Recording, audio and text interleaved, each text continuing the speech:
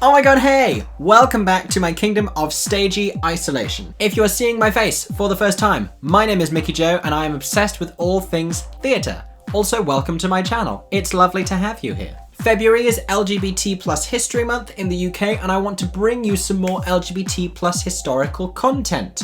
If that made sense. It made sense in my head. If I look like I've been crying hysterically, it's because I recently made the foolish decision to binge watch all of Russell T Davies' It's a Sin. It's an amazing, incredible, beautiful, breathtaking, deeply upsetting piece of television. I say it was a bad decision because watching them all 5 episodes back to back all the way through was emotionally devastating, also incredibly rewarding and something that I think everyone in the country should do.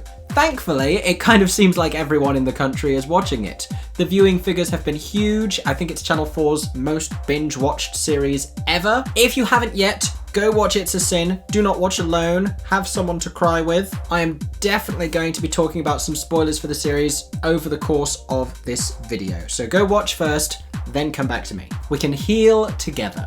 Here's some theatre that you might like if you enjoyed It's a Sin.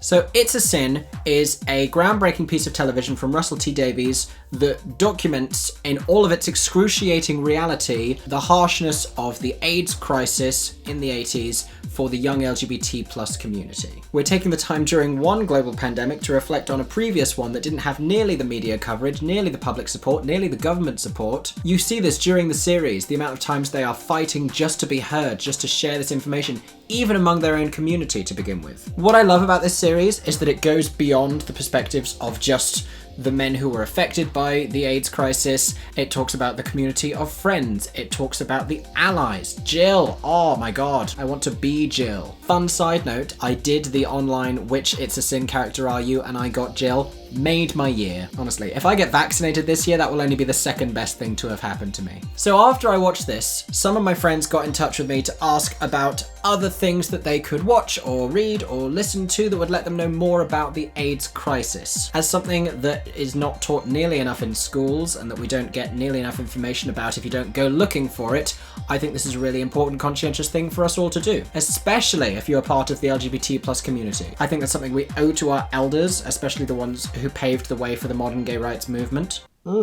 As far as I'm concerned, the most authentic, the most important, and the most impactful stories about the AIDS crisis and its impact on the LGBT community up until this point have been in the theatre. I'm going to tell you about a few of them today that you can go and watch online, some of them, or have a read of, or look out for when theatre is able to return. The first comparison I've seen a lot because someone online suggested that It's a Sin be adapted to a musical, which I love that people are watching, I love that people are enjoying, and people often like this when they really like something, they're like, make it a musical. Honestly, I think it's perfect the way it is as a short form television series, just with those 5 moments that it encapsulates. I'm worried that it would lose something in adaptation, especially musicalizing it. Again, not me hating on musical theatre, you know I love musical theatre, I just don't know if it's right for this particular story. The musical I'm seeing it compared to the most is Rent, and I think that's because from a layman's perspective, either if you don't know much about the AIDS crisis, the LGBT community, or musical theatre,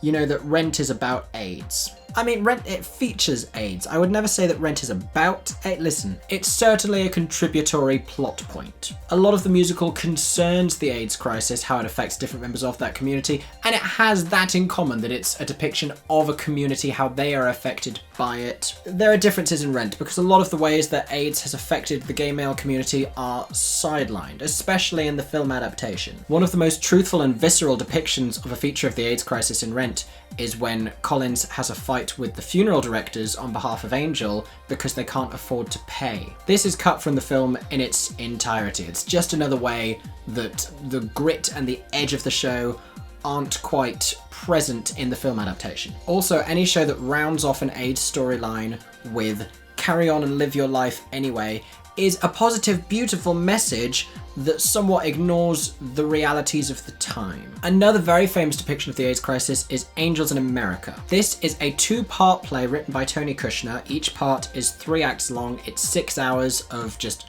visceral, intense theatre.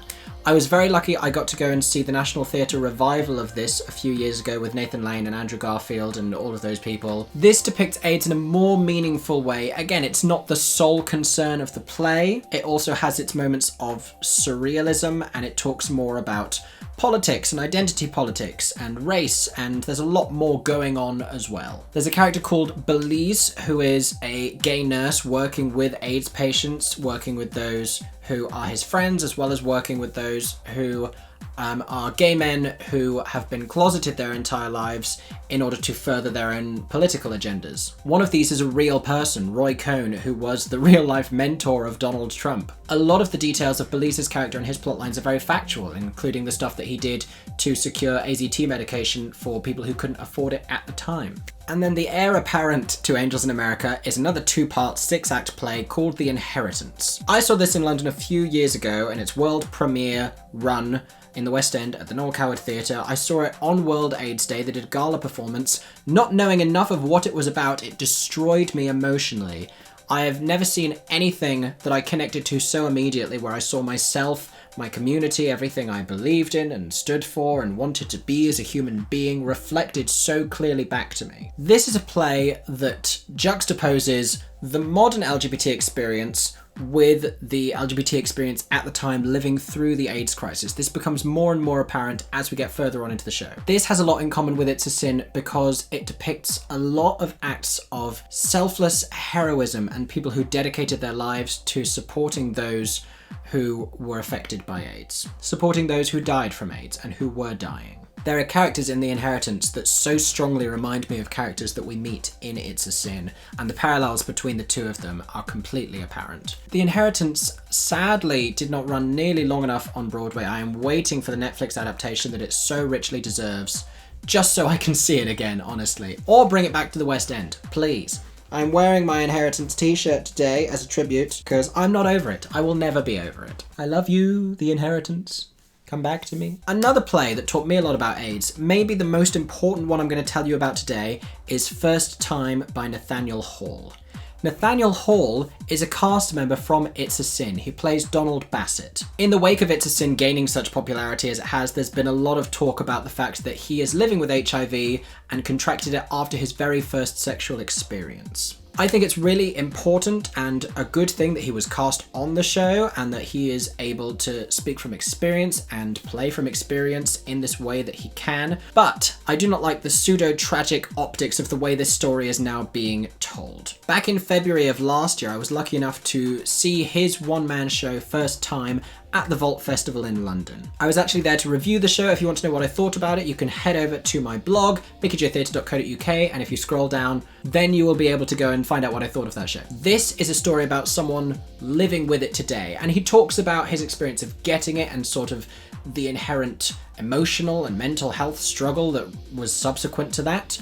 But he also talks about the modern realities at a time when an AIDS diagnosis doesn't prevent you from having a full, healthy, romantic relationship with a HIV-negative partner. So while it's important to watch the It's a Sins, the Angels in Americas, the Inheritances of this world, it's also important to reflect on how much has changed and the position we're in today. Because as well as understanding what AIDS was, destigmatizing it is also such an important thing. But if you want to know more about the current experience living with HIV, with medical advancements as we've had them, then this is a really great play to go and read, or to watch if he's able to bring it back somewhere. Another recommendation I have for you is this play, The Normal Heart by Larry Kramer. Larry Kramer, who sadly died in 2020, was a lifelong AIDS activist. The Normal Heart is a semi-autobiographical play about Larry Kramer's life during the AIDS crisis, and of all the plays I've talked about today, this is the one that just solely concerns the AIDS crisis, how it affected people, how it was perceived at the time. It touches on some similar themes that It's a Sin touches on, about how they tried to treat it, about how they tried to advocate for better treatment, for government awareness, the frustration of all of that, the angst of all of that. It is not very calm watching, but it is very important watching. If you can get through the last episode of It's a Sin, you can get through The Normal Heart. I first became aware of this play when there was an incredible Broadway revival of it staged years ago.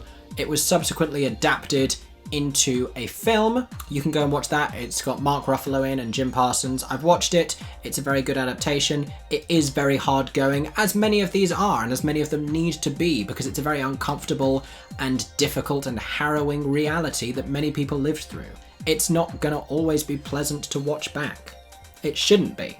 So those are the plays and musicals that are probably the most similar and deal with the most similar themes. There's a great many more as well. I'm certainly not a wealth of knowledge when it comes to plays that were written before I started going to the theatre. I'm sure there are many out there, if you do a Google search, that can tell you more about the AIDS experience and have different perspectives on it as well. One of my favourite things about It's a Sin is, yes, it's a show about the AIDS crisis, but really it touches on themes to do with shame, and it touches on family and how all of these things are linked to the gay experience. There are some great musicals like Fun Home and like A Man of No Importance and like Kinky Boots and like La Cage aux Folles. All of these shows talking about how LGBT people overcome an inherent shame and overcome their upbringing in a lot of cases. Falsettos is a really interesting show for talking about LGBT dynamics within a traditionally conservative and conventional family, which also has links to the AIDS crisis as well. If you're more of a musicals person, these are all great things to go and watch to get a more well-rounded understanding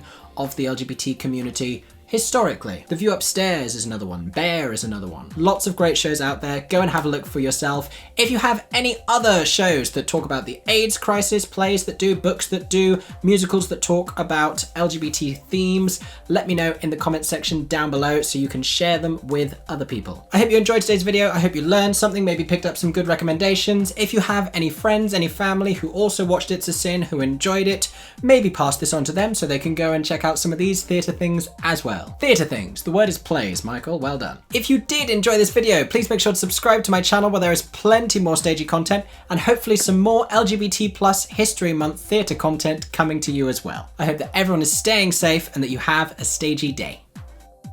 For 10 more seconds, I'm Mickey Joe Theatre. Oh my god, hey, thanks for watching, have a stagey day. Subscribe!